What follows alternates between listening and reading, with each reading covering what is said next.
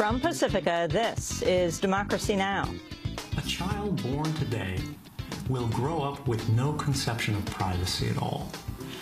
They'll never know what it means to have a private moment to themselves, an unrecorded, unanalyzed thought. And that's a problem, because privacy matters. Privacy is what allows us to determine who we are and who we want to be.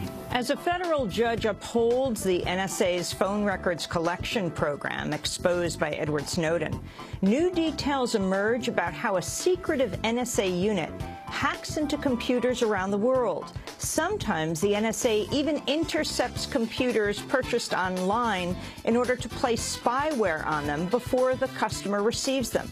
We'll speak to journalists Glenn Greenwald and Jamil Jaffer of the ACLU. There is a broader pattern here in which the courts are abdicating their role under our constitutional system. They are supposed to be ensuring that the government's national security policies are consistent with the Constitution. Instead, what's happening is many of these challenges are being thrown out at the threshold.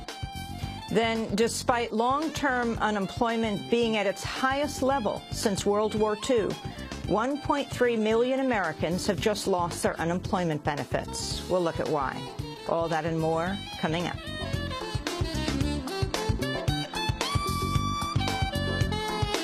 Welcome to Democracy Now!, democracynow.org, The War and Peace Report. I'm Amy Goodman.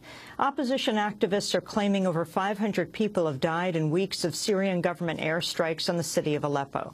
The Syrian Observatory for Human Rights says the dead includes 151 children. Syrian government helicopters have been hitting Aleppo with highly destructive barrel bombs, oil drums filled with explosives, and sometimes with nails or scrap metal. At least 25 people were reportedly killed Saturday when government forces bombed a vegetable market. Meanwhile, the Assad regime has evacuated thousands of residents from the town of Adra amidst heavy clashes with rebel fighters. At least 31 people have died in 2 consecutive days of bombings in the Russian city of Volgograd. 17 people were killed and 34 wounded on Sunday when a female suicide bomber hit a train station. Another 14 people were killed earlier today when a bomber hit a packed bus. No group has claimed responsibility, but Russia has faced repeated attacks from Islamist militants in Chechnya and North Caucasus. Russia is set to host the Winter Olympics in just over a month. Aid workers are warning of a humanitarian crisis amid sectarian violence in the Central African Republic. The local coordinator of Doctors Without Borders says over 100,000 people have now sought shelter at one camp for the displaced in the capital, Bangui. For 3 weeks now, these people haven't received any other assistance but health assistance from Doctors Without Borders and water from the Red Cross. There are no toilets, water is not sufficient, there's no food distribution, no distribution of shelter. So there's so much to do. And first of all, we have to improve the situation with the hygiene as soon as possible before the situation becomes catastrophic. With 100,000 people in such a small place, it's an emergency. We must do something quickly. African leaders have set a deadline of Tuesday for talks between the South Sudanese government and rebel fighters. More than 1,000 people have died and tens of thousands have been displaced in over 2 weeks of fighting between government forces and rebels loyal to the country's ousted former vice president. At a summit in Kenya, Ethiopia's foreign minister read a statement on behalf of regional countries supporting South Sudanese President Salva Kiir. Welcome the commitment by the government of the Republic of South Sudan to an immediate cessation of hostilities and called upon Dr. Riek Machar and other parties to make similar commitments.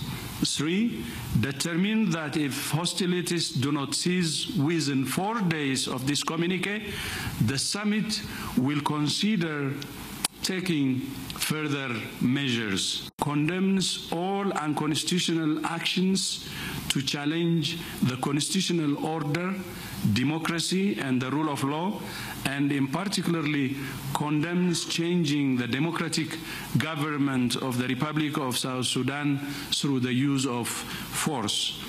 That's Ethiopia's Foreign Minister Tedros Adhanom. A federal judge has upheld the National Security Agency's bulk collection of U.S. telephone data just days after a separate court reached an opposite opinion. On Friday, District Judge William Pauley dismissed a lawsuit from the American Civil Liberties Union challenging the NSA's mass collection of U.S. phone records. Pauley said telephone metadata could have potentially prevented the 9/11 attacks by alerting the government to hijackers who made phone calls from the United States. The issue will likely head to the Supreme Court. Pauley's ruling comes less than 2 weeks after another federal judge questioned the program's constitutionality and described the bulk collection as almost Orwellian. The German publication Der Spiegel has revealed new details about a secretive hacking unit inside the NSA called the Office of Tailored Access Operations, or TAO. The unit was created in 1997 to hack into global communications traffic. Hackers inside the TAO have developed a way to break into computers running Microsoft Windows by gaining passive access to machines when users report program crashes to Microsoft. With help from the CIA and FBI, the NSA has the ability to intercept computers and other electronic accessories purchased online in order to secretly insert spyware and components that can provide backdoor access for spies. We'll have more on the NSA news later after headlines. Jobless benefits have expired for over 1.3 million Americans after Congress failed to renew them under the recent budget deal. The program provided up to 47 weeks of supplemental unemployment insurance payments to jobless people looking for work. Just a quarter of unemployed Americans will now receive jobless benefits, the smallest proportion in half a century. We'll have more on this story later in the broadcast. The White House says nearly 2 million people have signed up for health insurance plans through the federal and state exchanges in the first 3 months of enrollment. Over 1.1 million signed up through the federal website, healthcare.gov, including over 975,000 in December. Egypt is facing continued violence and unrest amidst the latest escalation of the military government's crackdown on the Muslim Brotherhood. On Sunday, 4 soldiers were wounded when a bomb struck a military building north of Cairo.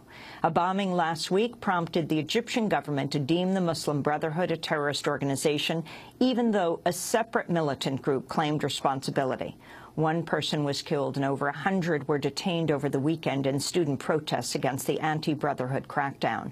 Buildings on the Al-Azhar campus were set on fire during the unrest. Egypt is set to hold a referendum on a new constitution next month. Egyptian forces, meanwhile, have arrested 4 journalists with the news network Al Jazeera in Cairo. Correspondent Peter Grest, producers Mohammed Fahmy and Bahar Mohammed, and cameraman Mohammed Fawzi were detained at their hotel on Sunday.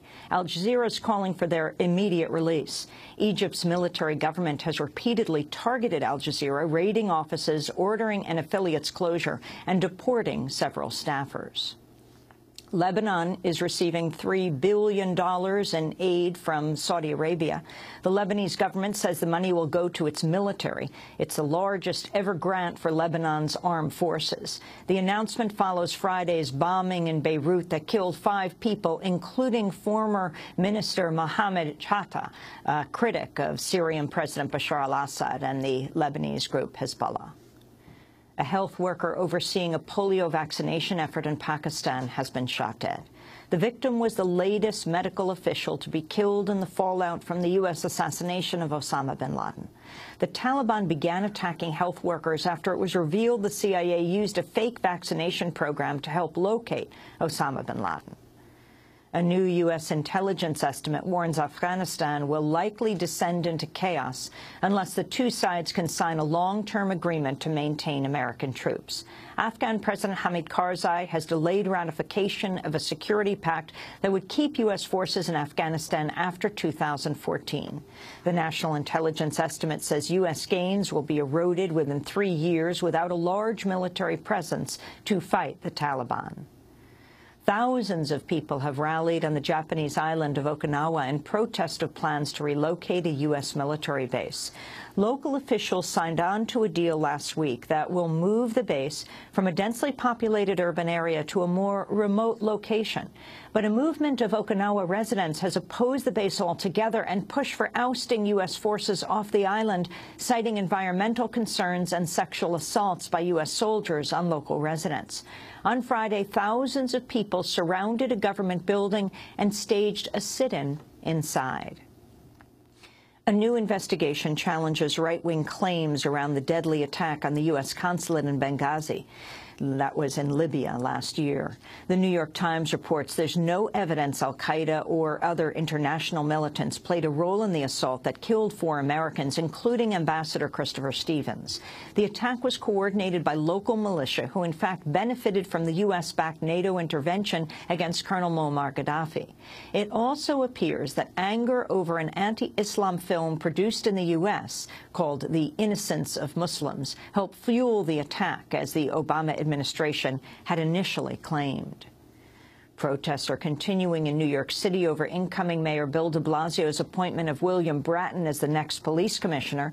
Bratton returns to the job after leading the NYPD in the mid-1990s, when he embraced a controversial strategy of cracking down on low-level offenses.